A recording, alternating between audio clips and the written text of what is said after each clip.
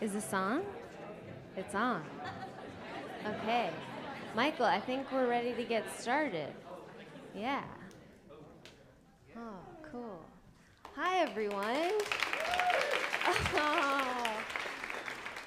I'm actually really afraid of public speaking, but then I just saw so many people that I really love. And then I got, it's going to be okay. No, good. It's going to be good. So Andrew and Maddie, who curated Prelude this year, invited me to talk a little bit about my work to contextualize the bumps, which you guys are going to see tonight, which is such an honor and such a cool way to share performance work. So I'm going to attempt to do that for like 10 minutes, and then you guys get to see the piece.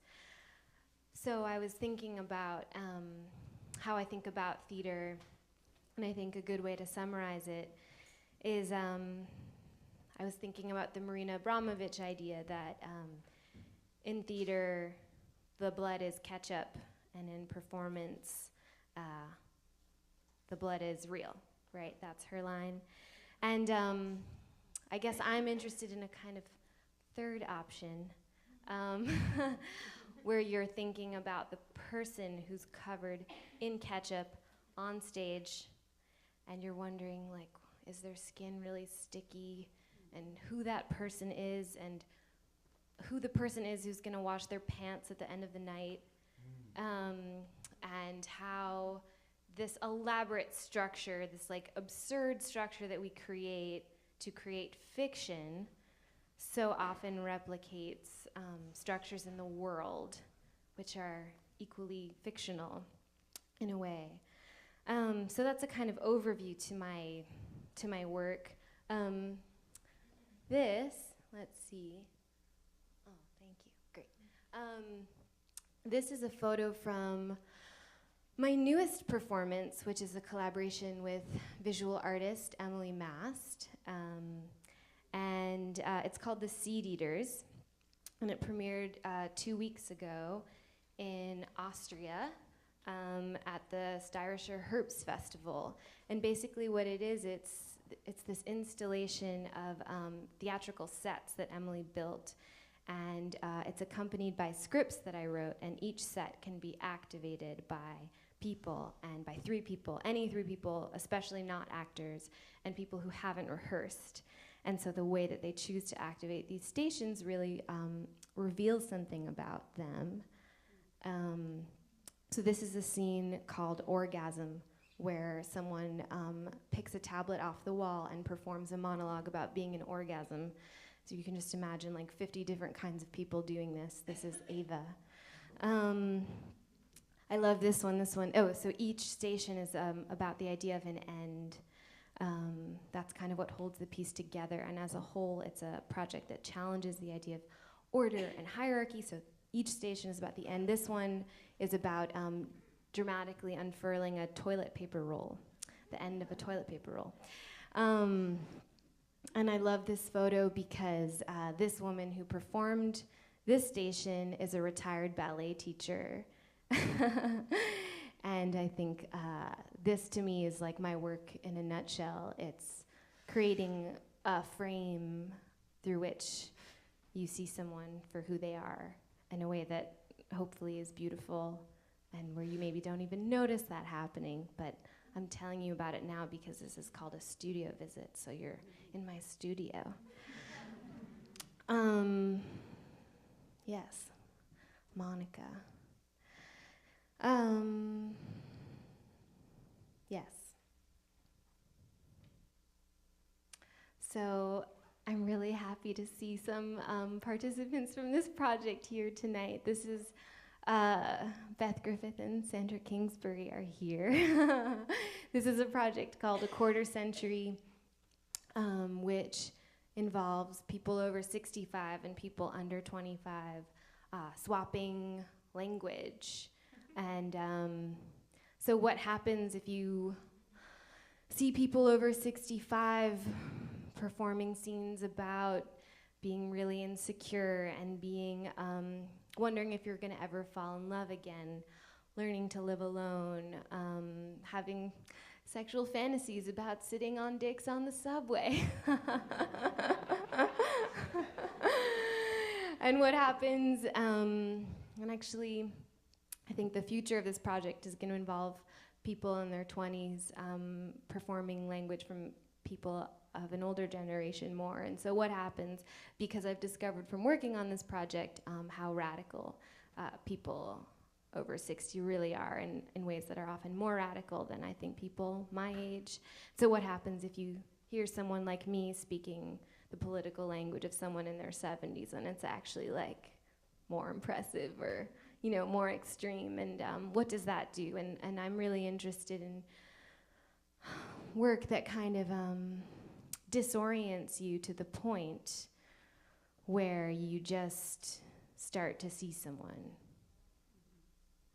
I was trying to think of a good analogy for this, and my roommate and one of my oldest friends who's here, who's a neuroscientist, might know this, but I was thinking about those beakers that you like spin around and then you come up with like an essence or something. What are those devices called? Am I just a centrifuge? I feel like performance is a kind of emotional centrifuge. That's what I'm trying to do.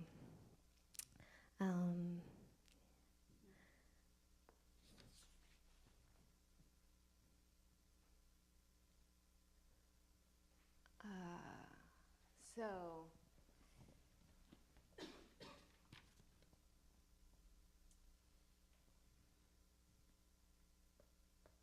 yes, we're not at the bumps yet. I knew there was more before this, but we can look at this image. So, yeah, so how to do this in a way that, how to disorient you, how to open you in a way that doesn't feel like I'm telling you what to think, but in a way that invites you to come to your own conclusions and in a way that you can enjoy. That's, I think, what I'm trying to do. And in 2013, I edited this anthology, which was published by Jennifer Baumgardner upstairs of the Feminist Press. And it's an anthology of essays and art that imagines what a feminist utopia would look like. Some of you guys in this room helped me edit this project and make it what it is. And so in here there are essays that imagine what would a classroom look like in a feminist utopia? What would healthcare look like? What would art look like? And I really see my role in this as thinking about the structure, exposing the structure. So for example, actually, can you guys hear me without the mic? Maybe it's better with the mic. Okay. So for example, here you see a non-hierarchical table of contents. And this connects a lot to the way that I think about performance as well. And here you see in the front a description that explains how the contributors got paid and who designed the typeface in this book. And to me, this is important because, yeah, we should acknowledge that there is a typeface here that's designed by Claudia Kipp called Expansion. But I'm really interested in drawing attention to this to remind us that a typeface is something that someone designed, and that literally everything we touch is constructed by someone. Usually, in the case of typefaces, usually by like an Italian man.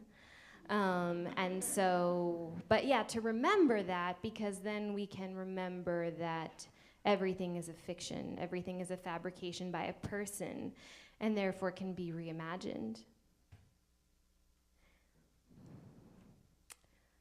So this connects directly to the bumps, which is an act of structural imagination. Yes, I want to say that I also know that we know this intellectually, but I keep coming back to performance. I alter between writing and performance because in writing I think we can know this intellectually, but I think in performance it's a space to feel this. And I go through the world, especially these past few weeks, and I know that I've been really numbed. So I really appreciate all of the work this weekend because I remember feeling. So The Bumps is a play that is made for a cast of 3 pregnant actors at 3 different stages of pregnancy. it's meant to be performed for an extended period of time so that you watch one actor over the course of their pregnancy, and so that over the course of their pregnancy they would play all three parts and then graduate from the production, and then a new actor would enter the process. And so in this way, it creates a small ongoing economy for pregnant actors and an ongoing community. It also creates an ongoing way of inviting, new people into the project, so it's continually evolving. I'm continually saying goodbye to people too. That's the hardest part, but it's starting to feel like a real metaphor to me about like how to be in relationships with people, in the sense of like, I know that I can't hold on to anyone for too long in the bumps, but how do you connect with someone knowing that, right? And that to me is what any human connection is. It's always worth it to connect with someone, even when you know it's not forever necessarily. So I want to,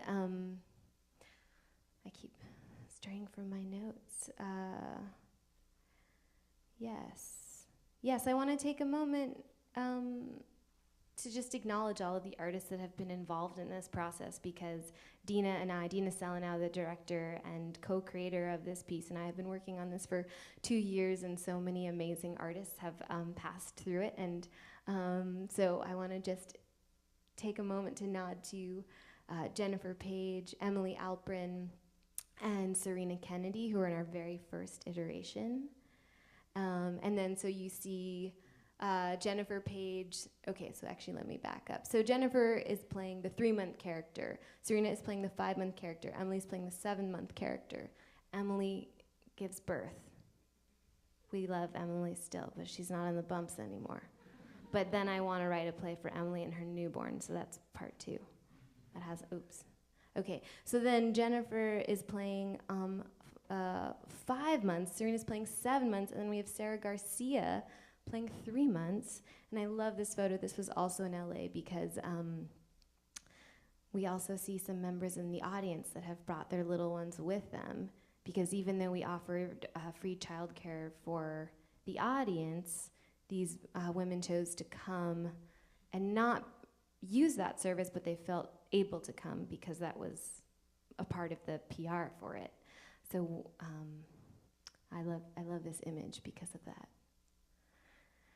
And then we did an iteration at the Skirball Center.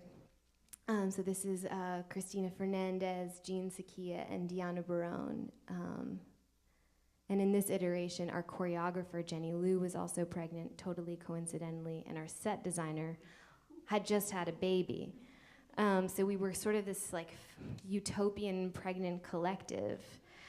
That was a really special way to work. And then this summer we had a version where we did a reading at Issue Project Room that was actually a fundraiser for Planned Parenthood, which is so cool. This Broadway actress, Jennifer Blood, produced it, and that's Taifa Harris and Jessica Luck, who played one character, and now she's graduated to the second role and will be joining us tonight, which is so exciting. So yeah, the next image is the one that you guys are about to see live.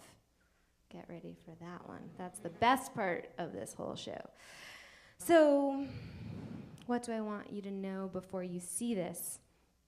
I want you to know that this play comes from a personal place for me in terms of what I wish that I could have seen, experiencing pregnancy at a young age myself. But it also just comes from being an American, from being a person with a body, and seeing how the theater so often replicates the discrimination and erasure against women, against families, against people without security, against anyone with a body with needs, pretty much. And so by reimagining the theater for a population that it excludes entirely, how does that improve the theater, but also how does that help us think about the theater as a metaphor for everything that can change. So with the bumps, specifically, those questions behind the scenes for me looked like, how do you make a play a play where characters can, where an actor can play multiple different parts, where it's not about naturalism and a perfect match? How do you make a play where it's natural for a character to sit a lot? How do you make a play where, how do you approach costumes with a constantly changing body? How can you structure a line item in the budget for childcare and stipends? How do you make a culture of the rehearsal room? This is like a big question that Dina has had to work through, and I'm so impressed with her. How do you make a culture of the rehearsal room where it's always appropriate to ask for a pee break or to have snacks, and where that doesn't take away from something but is a part of it? And I think that's been a really important part of our process. How do you build a set while you're holding a baby? What kind of set do you have? And what about the audience? How do you care for the audience? And what if these needs, all of these needs, don't feel ancillary, but they feel like the starting point for the imagination? How do you see needs as material? Which I think we've seen a lot of this weekend at Prelude, and it's been pretty inspiring. So, yes. So just to contextualize, tonight you're going to see just the first act of this play. There are 3 acts. The first act takes place in a waiting room in the 80s. The second act replays the first act, but from inside the perspective of the bellies of the first act. And that one is kind of outside of space and time, and that bleeds in throughout the whole play. So you'll see moments of that. And then the third act takes place today, a generation later. So I think that's it. So thank you all so much for being here, for listening to me, and for watching the bumps, and I can't wait to talk with you guys about it after. Cool.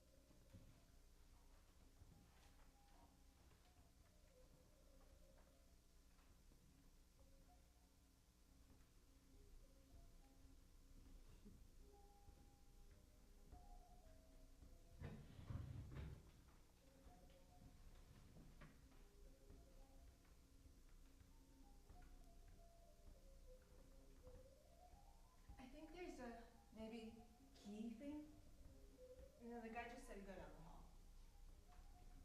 Oh, here's the thingy. Hiding.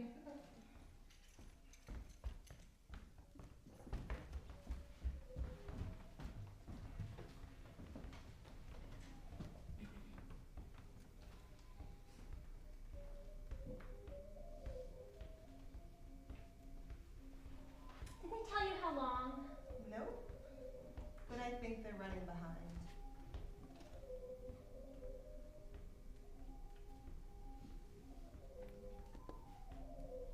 I didn't realize they were looking for someone so what? so popped. The ad just said pregnant. Oh no, the casting call specified. It specified they were looking for, classically pregnant. Yeah, classically pregnant. Classically pregnant. Oh. At least that's what I think they want. Well, the guys saw me out here, so they have me wasting my time.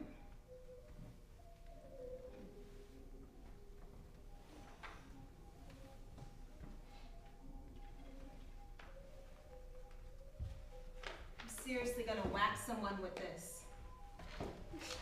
Yeah.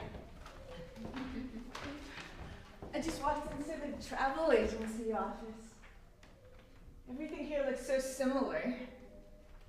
Did you know that on a Boeing 747, you can leave after dinner and get there in time for dinner in Mexico? And what if you just stayed on that airplane? And what if you just kept going in that direction, and had dinner, dinner, dinner?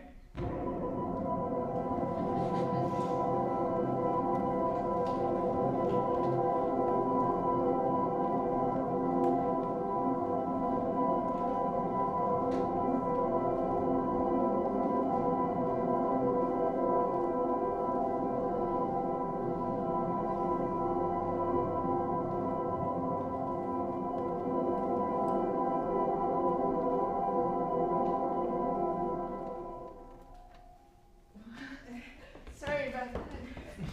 Still not used to knowing where I end and something else starts. Like a table. Only gets worse.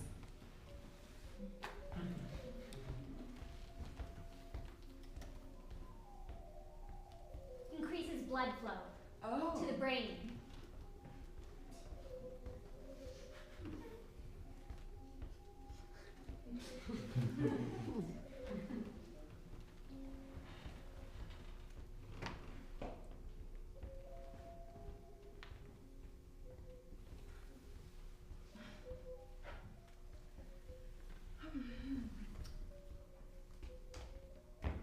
Wash and dry, all in one.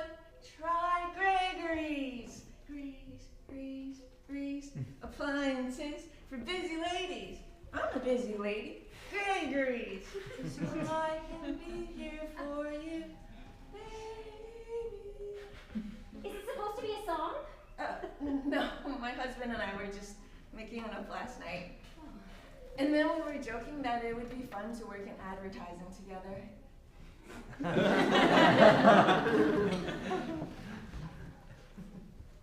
Problem is, who's gonna notice your situation? The casting call just said pregnant without any specifications, actually, so maybe she's fine. Just looks like a bloated person, but it's just me.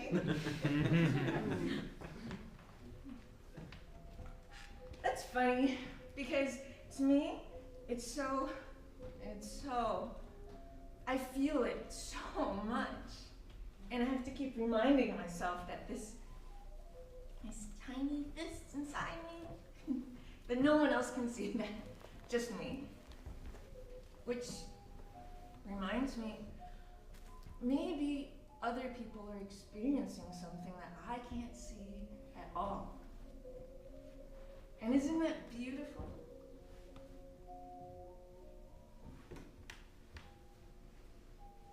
I just think if they were looking for someone at that stage, they probably just hire a fat model. Maybe there aren't fat models.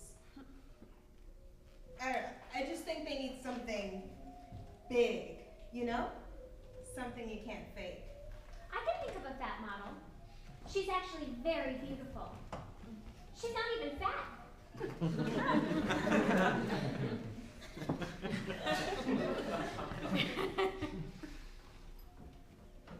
I think, isn't this an exciting experience? Something we can only do at this moment. All 6 of us. Our first audition.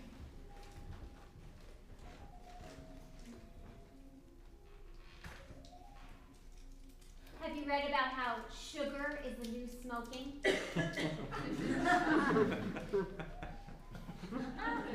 People are going to talk to me about sugar now? Oh, sugar and smoking, you'll see. Well, if this place had a peanut bowl, that'd be great, but... Here, do you want this? You don't want it? Are you sure? The thought of eating anything is making me... Yeah. The beginning totally ruins food. But then it gets better. Then it just ruins your entire future.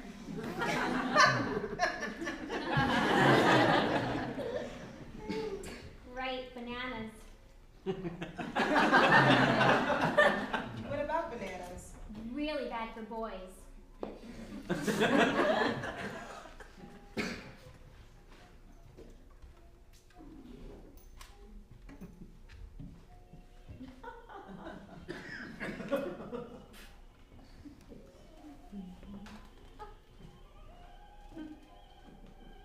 The potassium. Oh. I didn't know that. How'd you learn that?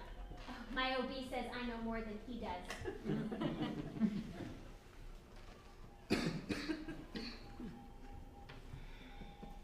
Wait, are you having a boy? Better be. Oh, boy. You? We'll find out when it's time to meet you. Hoping so that my other one, she can have a brother. Oh, brother. So... Mine's a girl. Oh, a girl.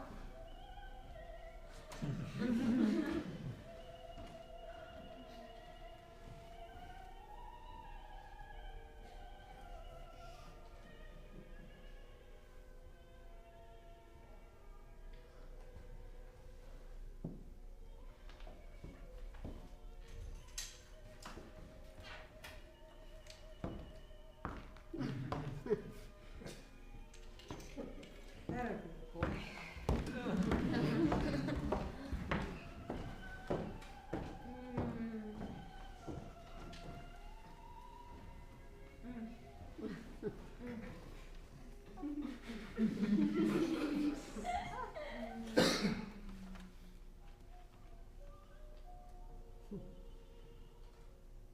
It's how you're supposed to.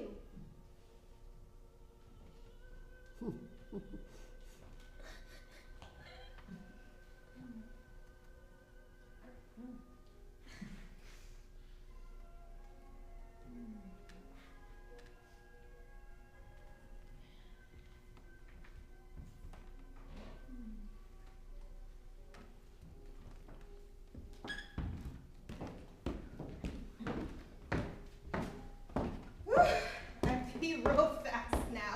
Oh, here,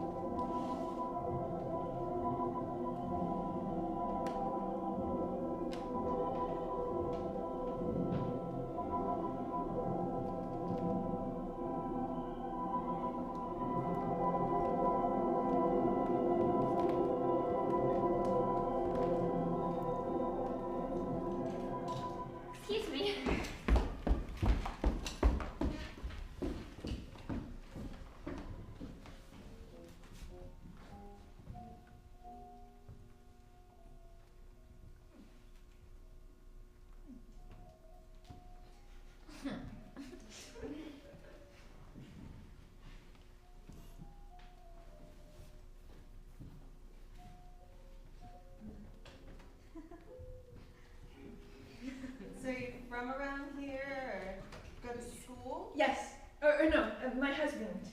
He's doing research. Right, that's what I meant. Right. Are you from here? 2 generations, and we all love pizza. Hardly ever eat it, though. Oh my god, how do you not? The lines. Oh, the lines.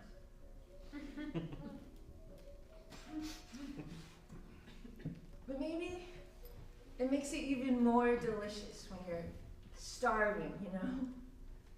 Guess maybe that's why I love it. Maybe I should wait for all of my food. No. No, you gotta eat a sandwich before you go. That's the only way. I should probably pick up a couple t-shirts from some of those spots before we move. Wow, where are you going? Florida. Well, we're talking about it at least. No more driveways to shovel. Ugh. And the beach. Oh, I think the beaches here are so beautiful. The beach is here. The rocky beaches. Have you ever been to a real beach? Like the beaches in Florida? No, but the fishiness. Doesn't that feel like the real ocean? It's like the breath of someone in the morning, and then realizing that's them, the specific, original breath of someone I love.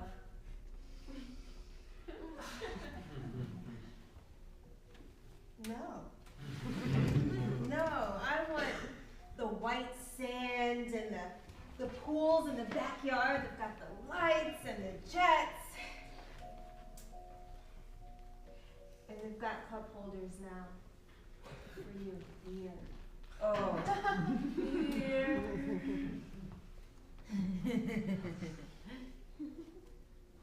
I'm gonna have the sand and the backyard and the pool. I'm rooting for you.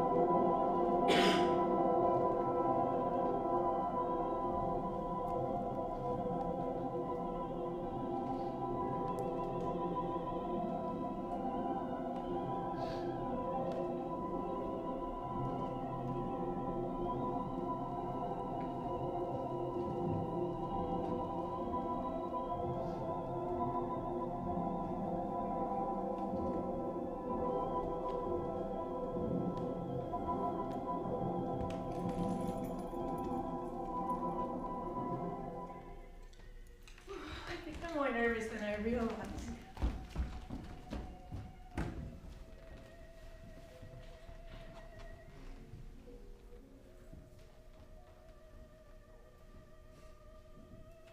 You did that while you were in there?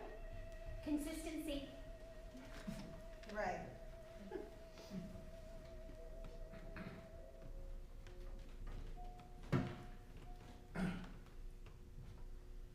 So you're from around here? Oh, no. We moved from the city. My husband's trying a new business venture. It's so cheap here.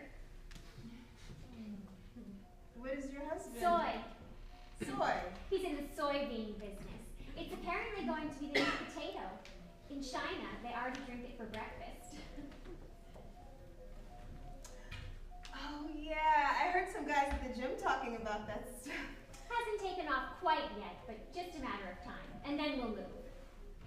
Or maybe I'll become infomercial mom and we can move back tomorrow. Right, baby? Oh, let's be good, baby. You're gonna be a star. A little starlet. Very good. I don't know how anyone deals with parking in the city. Or the people. Ooh, city in the fall with the smell of nuts and all the beautiful coats. And you'll know all the girls, and I'll take you to the ballet. Okay, I'm so sorry about the delay. We're ready now for the 3:15 slot. 3:15, we're ready for you now in room 34A. 34A. Well, here we go.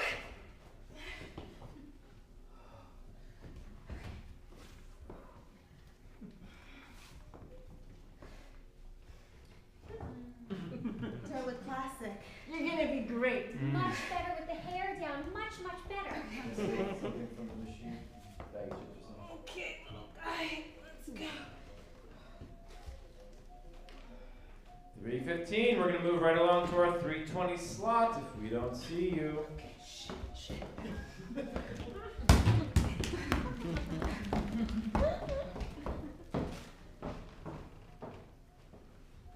Wow.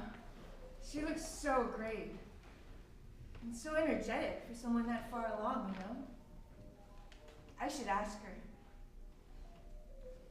I should ask her if she has any tips. Are you feeling... are you... Oh, good. Because I don't have my towelettes today.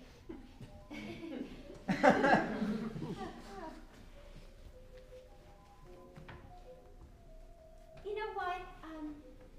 Let me give you my card in case you want to do ladies' fondue night or carpool in the future. Thank you, yes. Actually, yes. Yes. I would love that so much. It's not a formal anything, but... No, right, sorry. It's just the idea of being rooted somewhere. Finally, so much is gonna change for me. Cheryl. And this is the beginning. A community. Did they move it to another room? And our 3:20 slot, we are ready for you now. Fucktards. I'm sorry, could you? They didn't even let me talk. They just looked at me like little dick jerks when they saw me out here before. I was just saying how energetic you are. It's just common courtesy. The least you can fucking do is listen. Excuse me, if you wouldn't mind not using language. Okay, I'm sorry. I'm so sorry. You take 2 minutes of your fancy time. I can tell you're very And you frustrated. listen to all in one, wash and dry. Please, lower your voice. What if you don't always get what you want?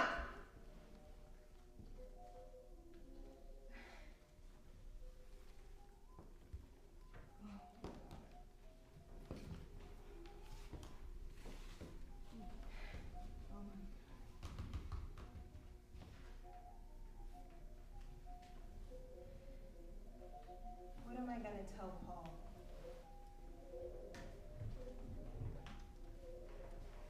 Listen, it's possible. It's very possible they saw you and knew right away that you were right. Or maybe even right for another one of their products. A loud product, like a coffee grinder. Oh, he would be a wonderful model for any kind of more appliance, or maybe even a lawnmower.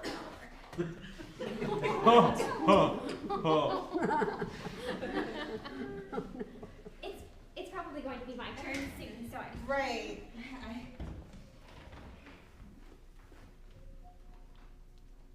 You're gonna be fine. They're gonna love you. Oh, I don't know about that, but... Probably just want someone who looks like she hasn't seen shit before. Huh. Well...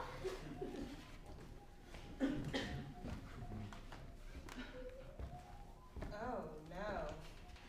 Did you? Oh my god, it's my turn. Oh, okay. Everyone, it's my turn. And 3:25, we are, actually we're going to move to 34B. We'll see you in Studio B. Just give us I'll be back soon. Hopefully not too soon, but. Did they let you try after you? Who are these people? I mean, come on. You had that little song and everything.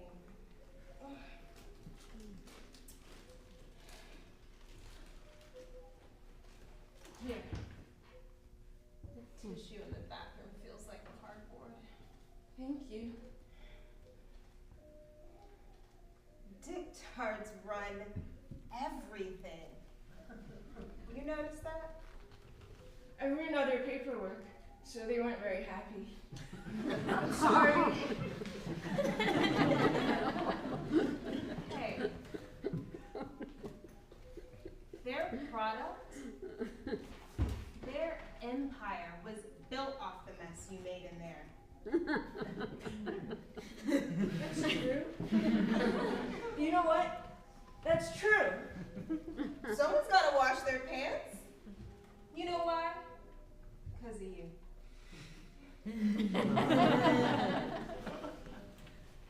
I think you should start your own business and be the boss.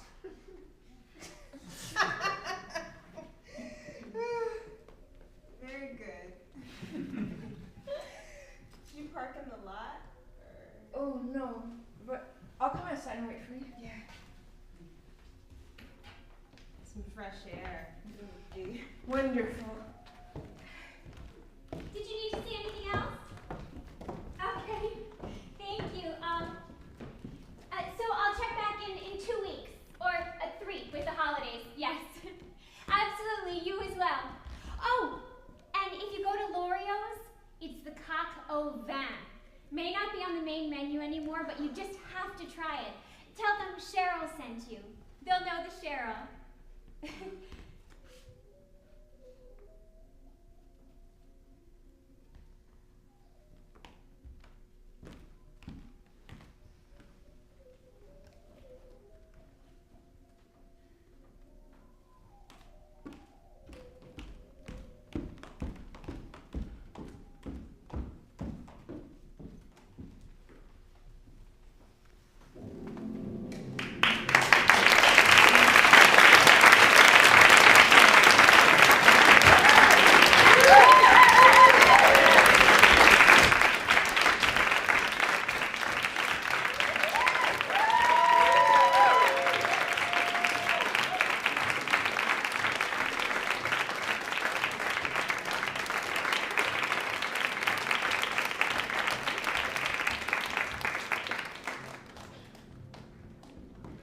So for the next part of this studio visit, we're going to go on an adventure together, and I need you to just bear with me.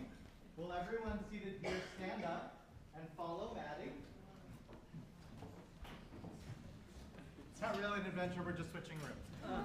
But we're going to do it in an orderly fashion because, you know, we're in a theater and gotta be safe.